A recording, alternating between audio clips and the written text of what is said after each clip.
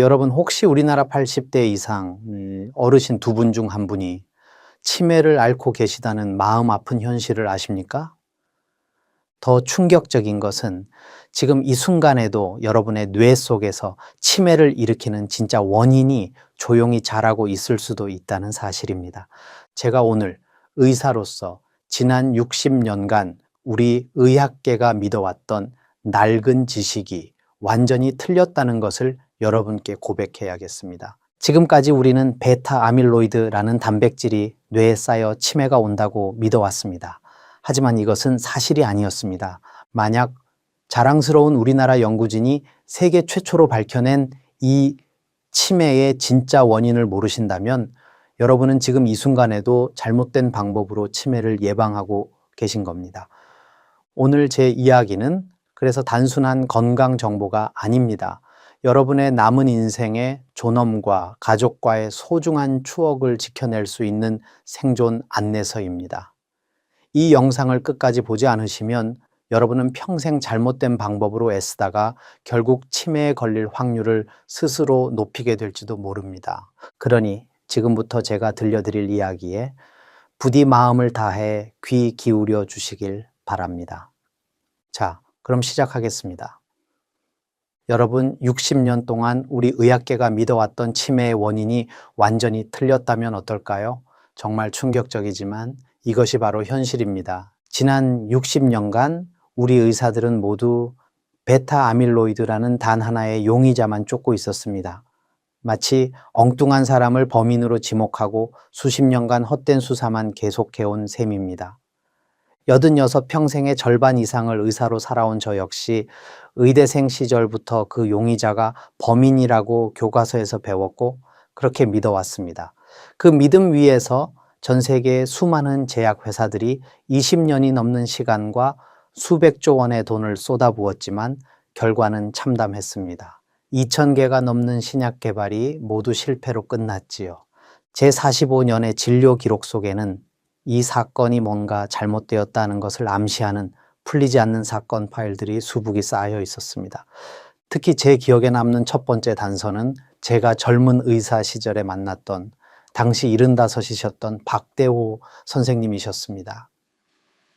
그분의 뇌라는 사건 현장에는 베타 아밀로이드라는 유력한 용의자의 지문이 가득했습니다. 이론대로라면 그분은 이미 심각한 치매 환자여야 마땅했습니다. 하지만 놀랍게도 그분은 피해자가 아니었습니다. 누구보다 평온하고 건강한 삶을 살고 계셨지요. 바둑도 두시고 신문도 막힘없이 읽으셨습니다. 반대로 현장이 너무나도 깨끗했던 사건도 있었습니다. 68배 이은숙 어머님은 베타 아밀로이드 수치가 그리 높지 않았습니다. 현장에는 용의자의 지문이 거의 없었는데도 이미 기억이라는 가장 소중한 것을 도둑맞은 뒤였습니다.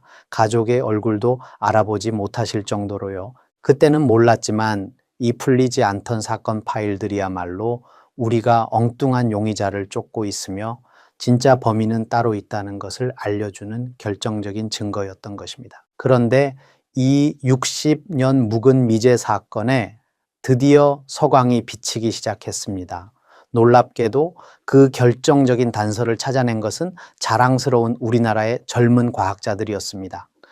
2020년 한국의 기초과학연구원 연구진들이 세계 최고 권위의 학술지 네이처 뉴로사이언스에 그 결과를 발표하며 전 세계 의학계를 충격에 빠뜨렸습니다. 연구진들은 앞서 제가 말씀드린 그 풀리지 않던 사건 파일들, 즉 베타 아밀로이드가 가득한데도 총명한 분들과 베타 아밀로이드는 없는데도 치매를 앓는 분들의 뇌를 다시 분석한 끝에 마침내 진짜 범인의 몽타주를 그려내는데 성공한 것입니다. 그 범인의 이름은 바로 중증 반응성 별세포입니다. 아마 이름도 처음 들어보셨을 겁니다. 당연합니다. 이 범인은 평소에는 우리 뇌라는 마을을 지키는 성실한 동네 이장님과 같은 아주 착한 세포였기 때문입니다. 신경세포라는 주민들에게 영양분을 나눠주고 쓰레기도 치워주는 없어서는 안 될 존재였지요. 하지만 이 선량했던 이장님이 극심한 스트레스나 독성 물질이라는 충격을 받으면 갑자기 끔찍한 두 얼굴의 악당으로 돌변해 마을을 파괴하기 시작하는 겁니다. 더 놀라운 것은 이 악당에게도 두 종류가 있다는 것입니다. 하나는 문제가 해결되면 다시 착한 이장님으로 돌아오는 경증 악당. 다른 하나는 한번 돌변하면 다시는 예전 모습으로 돌아오지 않는 중증 악당입니다. 연구 결과 치매라는 끔찍한 비극은 바로 이 중증 악당이 일으키는 것으로 밝혀졌습니다. 이 악당으로 변한 별세포는 과산화수소라는 아주 강력한 화학 무기를 만들어내기 시작합니다. 상처를 소독할 때 쓰는 바로 그 독한 약품 말입니다. 이 화학 무기를 주변에 무고한 뇌세포라는 주민들에게 무차별적으로 뿌려 조용히 몰살시키는 것입니다. 이것이 바로 치매라는 끔찍한 연쇄살인 사건의 전말이었습니다. 제가 최근에 진료한 예수나홉의 정민철 씨의 사례가 이 새로운 이론을 명확히 보여줍니다. 정민철 씨는 평생을 스트레스가 많은 직업에 종사하셨는데 최근 기억력이 급격히 나빠져 저를 찾아오셨습니다. 검사 결과 베타 아밀로이드 수치는 정상이었습니다. 하지만 뇌의 다른 검사를 통해 스트레스로 인해 중증 반응성 별세포가 활동하고 있는 것으로 추정할 수 있었습니다. 이 발견이 왜 중요하냐고요? 지난 60년간 우리는 엉뚱한 용의자, 즉 베타 아밀로이드를 잡겠다고 뇌라는 마을 전체에 불심 검문을 하고 함정 수사를 벌였던 겁니다. 진짜 범인은 바로 옆에서 화학 무기를 만들고 있었는데도 말입니다. 이제야 비로소 우리는 진짜 범인을 향해 수사망을 좁힐 수 있게 된 것입니다. 실제로 우리나라 연구진들이 이 중증 반응성 별세포가 화학 무기를 만들지 못하도록 막는 실험을 하자 놀랍게도 치매의 진행이 현저히 억제되었습니다. 또한 실제 치매 환자분들의 뇌를 부검해서도 이 중증 악당의 존재가 똑같이 확인되었습니다. 이것은 동물뿐만 아니라 우리 인간에게도 똑같이 적용되는 살아있는 진실이라는 뜻입니다. 그렇다면 대체 무엇이 이 선량한 이장님을 끔찍한 악당으로 돌변하게 만드는 걸까요? 이제 그 범행 동기에 대해 알아볼 시간입니다. 먼저 60년 만에 밝혀진 이 진짜 범인 중증 반응성 별세포는 정확히 무엇이고 어떤 방식으로 우리 뇌를 파괴하는 걸까요? 지금부터 이 범인의 정체를 제가 하나씩 아주 쉽게 설명해 드리겠습니다. 우선 범인이 되기 전 이 별세포의 평소 모습부터 알아야 합니다. 우리 뇌라는 마을에는 주인공인 신경세포라는 주민들만 사는 것이 아닙니다. 그 주민들이 편안하게 살 수 있도록 온갖 굳은 일을 도맡아 하는 성실한 동네 이장님이 있는데 그가 바로 별세포입니다. 이 이장님은 정말 많은 일을 합니다. 첫째, 주민들이 굶지 않도록 혈관이라는 큰 길에서 쌀, 즉 포도당을 직접 받아와 각 집 부엌에 넣어주는 식량 배급 역할을 합니다. 둘째, 밤이 되면 빗자루를 들고 마을 구석구석을 돌며 주민들이 내놓은 쓰레기, 즉 노폐물을 깨끗이 치워주는 환경미화원 역할도 합니다. 잠을 푹 자야 머리가 맑아지는 이유가 바로 이 이장님이 밤새 청소를 해주시기 때문입니다. 셋째, 마을 입구를 든든히 지키며 수상한 외부인, 즉 독성 물질이 들어오지 못하도록 막아주는 경비원 역할도 하지요. 이 밖에도 주민들 사이의 소통을 돕고 마을의 작은 불씨, 즉 염증이 생기면 가장 먼저 달려가 불을 끄는 소방관이기도 합니다. 그런데 이토록 헌신적이던 이장님에게 만성 스트레스나 뇌 손상 같은 감당할 수 없는 시련이 닥치면 어떻게 될까요? 처음에는 마을을 지키기 위해 스스로 몸집을 키우고 팔다리를 더 많이 뻗으며 밤낮 없이 애를 씁니다. 마치 불을 끄기 위해 온몸에 물을 뒤집어 쓴 소방관처럼요. 문제는 이 불이 너무 오랫동안 꺼지지 않는 것입니다. 결국 불을 끄려던 소방관 자신이 불길에 휩싸여 이성을 잃고 오히려 마을에 불을 지르는 끔찍한 방화범으로 돌변하고 마는 겁니다. 이것이 바로 중증 반응성 별세포의 탄생입니다. 저희가 이 방화범의 특징을 분석해 보니 4가지 무서운 점이 발견되었습니다. 첫째, 몸집이 보통 이장님일 때보다 서너 배는 더 커져 있습니다. 둘째, 마오비라는 이상한 효소를 10배, 20배나 더 많이 만들어냅니다. 셋째, 마을 전체에 염증이라는 불씨를 마구 퍼뜨립니다. 그리고 넷째, 이것이 가장 치명적인데 과산화수소라는 아주 강력한 화학 무기를 만들어내기 시작합니다. 여러분, 상처 소독할 때 쓰는 바로 그 독한 약품, 과산화수소 말입니다. 방화범이 이 독극물을 마을 우물에 풀어버린다고 상상해 보십시오. 끔찍하지 않습니까? 이 새로운 이론은 제 진료 기록 속에 있던 미해결 사건들도 완벽하게 설명해 주었습니다. 극심한 스트레스를 겪고 조기 치매 진단을 받았던 58세의 최정수 사장님, 심한 교통사고 후 기억력이 서서히 나빠졌던 62세의 김영식 씨, 이분들의 뇌 속에서는 베타 아밀로이드가 아니라 바로 이 방화범이 조용히 활동하고 있었던 겁니다. 그렇다면 이 방화범은 구체적으로 어떤 수법으로 우리 뇌세포를 공격할까요?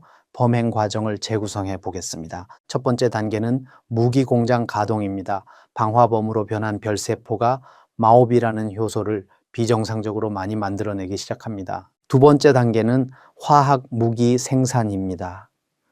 과도하게 많아진 이 마오비 효소가 부산물로 과산화수소라는 화학 무기를 대량으로 쏟아냅니다. 세 번째 단계는 무차별 공격입니다. 이 화학 무기는 확산성이 매우 강해서 주변에 무고하고 건강한 신경세포, 즉 주민들을 무차별적으로 공격하여 죽여버립니다. 그리고 마지막 네 번째 단계가 가장 끔찍한 연쇄 범행입니다. 죽어가는 뇌세포들이 또 다른 독성 물질을 내뿜으면서 옆에 있던 다른 착한 이장님들마저 똑같은 방화범으로 오염시켜 버립니다. 이것은 마치 전염병과 같습니다. 한 명의 희생자가 또 다른 공격자를 만들어내는 끔찍한 연쇄 반응이 뇌 전체로 퍼져나가는 것입니다. 이런 과정이 반복되면서 기억을 담당하는 마을이 파괴되면 기억장애가, 언어를 담당하는 마을이 파괴되면 언어장애가 나타나는 것, 이것이 바로 치매의 진짜 정체입니다. 자, 그렇다면 대체 무엇이 이토록 헌신적이던 우리 뇌의 이장님, 별세포를 하루아침에 끔찍한 방화범으로 돌변하게 만드는 걸까요? 제가 그 5가지 결정적인 범행 동기를 하나씩 짚어드리겠습니다. 첫 번째 동기는 만성 스트레스입니다. 현대인, 특히 우리 어르신들을 가장 집요하게 괴롭히는 범인이지요. 스트레스를 받으면 우리 몸에서는 코르티솔이라는 스트레스 호르몬이 나옵니다. 이것은 우리 뇌라는 마을에 보이지 않는 비상계 엄령을 선포하는 것과 같습니다. 이 계엄령이 길어지면 마을을 지키던 군인, 즉 면역세포들이 극도로 예민해져 선량한 이장님, 즉 별세포를 적으로 오인하고 공격하기 시작합니다. 결국 억울한 누명을 쓴 이장님이 이성을 잃고 폭주하게 되는 겁니다. 제가 진료했던 54세의 사업가 김태준 씨가 그러셨습니다. 회사 경영난으로 3년간 극심한 스트레스에 시달리셨는데 처음에는 불면증과 우울감만 호소하셨습니다. 그런데 시간이 지나면서 집중력이 떨어지고 중요한 회의 내용을 자꾸 잊어버리는 문제가 나타나기 시작했지요. 검사 결과 스트레스로 인한 만성적인 뇌의 염증과 함께 초기 인지 기능 저하가 확인되었습니다. 두 번째 동기는 뇌 손상입니다. 교통사고나 낙상으로 인한 외상, 뇌졸중, 뇌출혈 등이 모두 여기에 해당됩니다. 이것은 마을을 지키던 이장님의 머리를 직접 가격하여 이성을 잃고 폭주하게 만드는 가장 직접적인 폭행과 같습니다. 특히 주목할 점은 젊은 시절 가볍게 겪었던 뇌진탕도 결코 무시해서는 안 된다는 것입니다. 가벼운 뇌진탕은 마치 도둑이 담벼락에 작은 흠집만 내고 도망간 것과 같습니다. 당장은 괜찮아 보이지만 그 흠집을 통해 수십 년의 세월이 지나면서 마을의 방어 체계가 서서히 무너져 내리는 겁니다. 제가 만났던 60세의 이현우 씨는 10년 전 사다리에서 떨어져 머리를 다쳤던 적이 있었습니다. 당시에는 가벼운 뇌진탕 정도로 진단받고 넘기셨는데 최근 들어 기억력이 급격히 나빠져서 검사를 받아보니 초기 치매 단계로 판정되었습니다. 과거의 그 작은 뇌 손상이 오랜 시간에 걸쳐 뇌 속에 이장님을 서서히 악당으로 만들어낸 것으로 추정됩니다. 세 번째 동기는 바이러스 감염입니다. 코로나와 같은 바이러스는 마을에 몰래 침투하여 이장님의 집에 불을 지르고 그를 극도의 혼란에 빠뜨리는 간첩과도 같습니다. 최근 코로나 후유증으로 브레인 포그, 즉 머릿속에 안개가 낀 것 같다는 증상을 호소하는 분들이 늘어나는 것도 바로 이와 관련이 있습니다.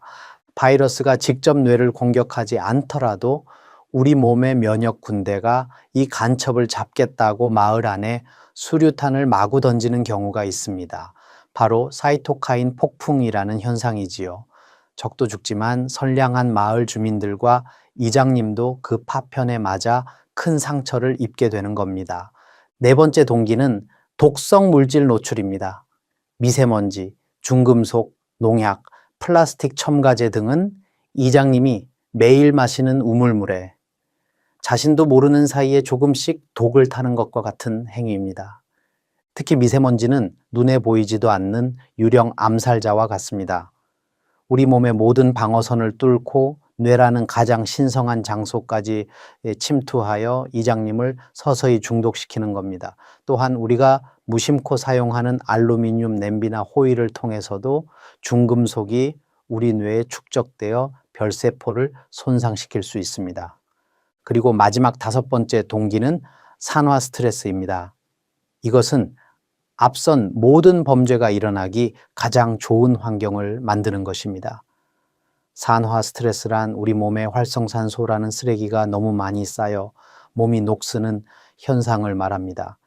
이 녹이 세우는 것을 부추기는 것들이 바로 흡연, 과음, 가공식품, 수면 부족, 그리고 운동 부족입니다. 이것들은 마을 전체에 기름을 뿌려 작은 불씨 하나에도 큰 불이 나게 만드는 가장 위험한 행위입니다. 특히 잠이 부족하면 밤새 마을 청소를 해야 할 환경미화원, 즉 별세포가 지쳐 쓰러질 수밖에 없겠지요. 나이가 들수록 우리 몸의 녹을 제거하는 능력은 떨어지고 녹은 더 쉽게 슬게 됩니다. 또한 유전적으로 이런 위험에 더 취약한 분들도 있습니다. 자, 이렇게 선량한 이장님을 악당으로 만드는 5가지 범행 동기를 모두 알아보았습니다. 그렇다면 우리는 이 교활한 범인으로부터 우리 뇌라는 소중한 마을을 어떻게 지켜낼 수 있을까요? 지금부터 그 가장 중요한 예방법에 대해 말씀드리겠습니다. 자, 이제 이 교활한 범인으로부터 우리 뇌라는 소중한 마을을 지켜낼 시간입니다. 지금부터 제가 알려드리는 것은 단순한 건강 정보가 아니라 우리 마을을 지키는 10가지 핵심 방어 전략입니다. 이 전략들은 모두 과학적 근거가 있는 검증된 작전 계획이니 꼭 귀 기울여 주십시오. 첫 번째 전략은 스트레스 관리입니다.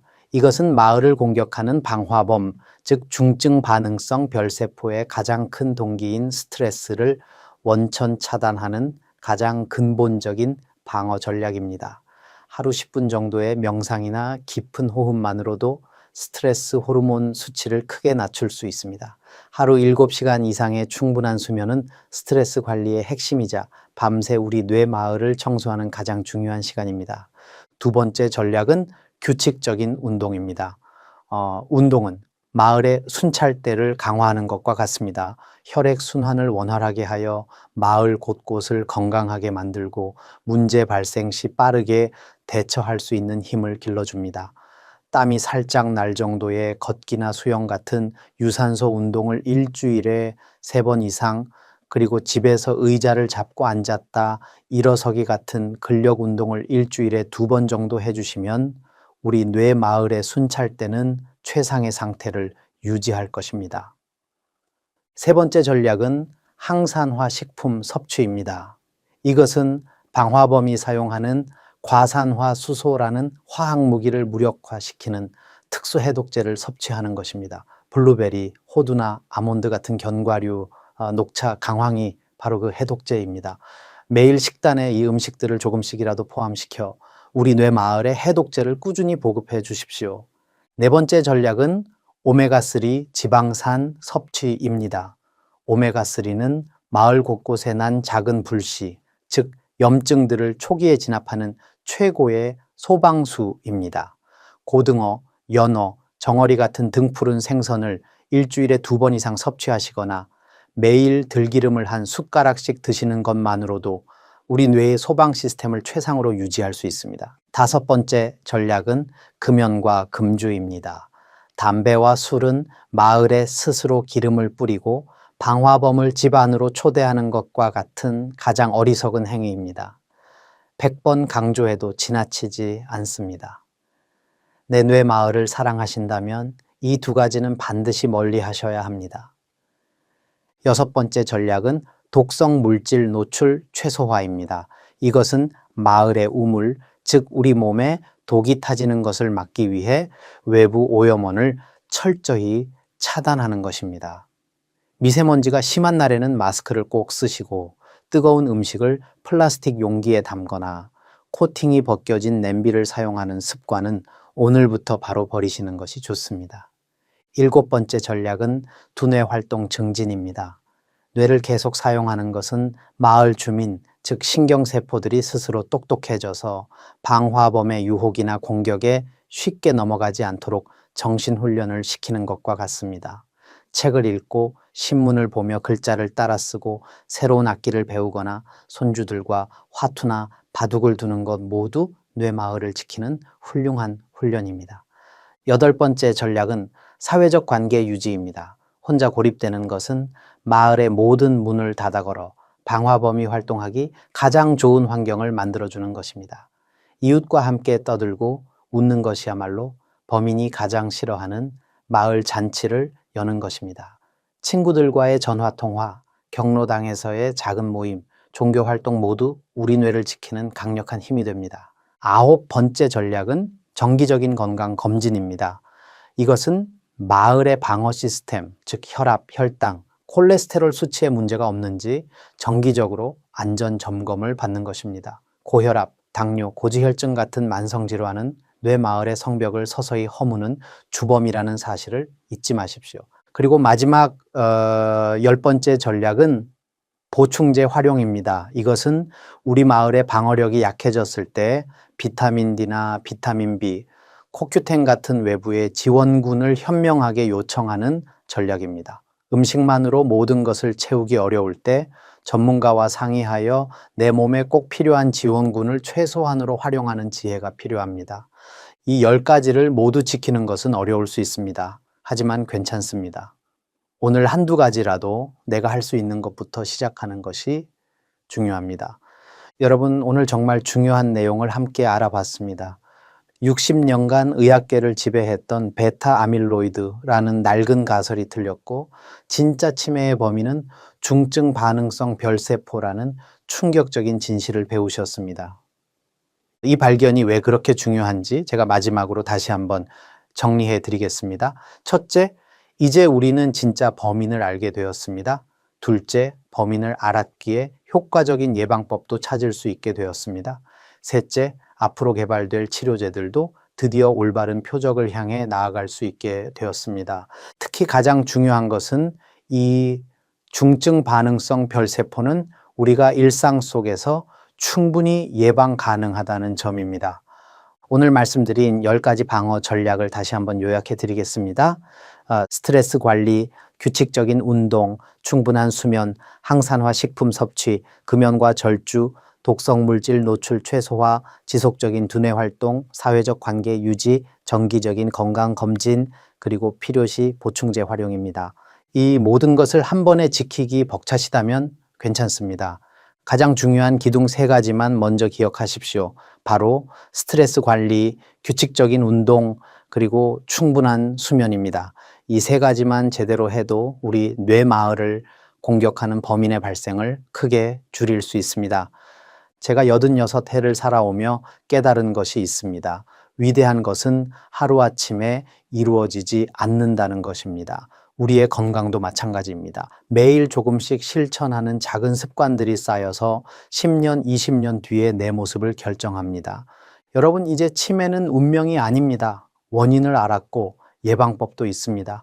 여러분이 지금부터 실천한다면 충분히 예방할 수 있는 질병입니다. 기억하십시오. 100세 시대, 젊음은 숫자가 아니라 건강입니다. 오늘 내 몸을 돌보는 이 현명한 선택의 순간 당신의 청춘은 눈부시게 다시 시작됩니다. 한 가지 의사로서 간곡히 당부드리고 싶은 말씀이 있습니다. 오늘 배운 이 귀한 내용들을 혼자만 알고 계시지 마십시오. 주변의 가족과 친구들에게도 꼭 전해 주십시오. 자랑스러운 우리나라 연구진들이 세계 최초로 밝혀낸 이 놀라운 발견을 여러분의 삶에 적용하고 널리 알려주시길 바랍니다. 마지막으로 구독과 좋아요는 저희 다시 청춘 제작진에게는 밤샘의 피로를 잊게 하는 꿀물과 같고 저에게는 여러분의 건강을 향한 제 다짐을 더욱 굳건하게 만드는 약속과도 같습니다. 지금까지 여러분의 건강한 100세 교향곡을 온 마음 다해 응원하는 노년내과 의사 박성훈이었습니다. 진심으로 감사합니다.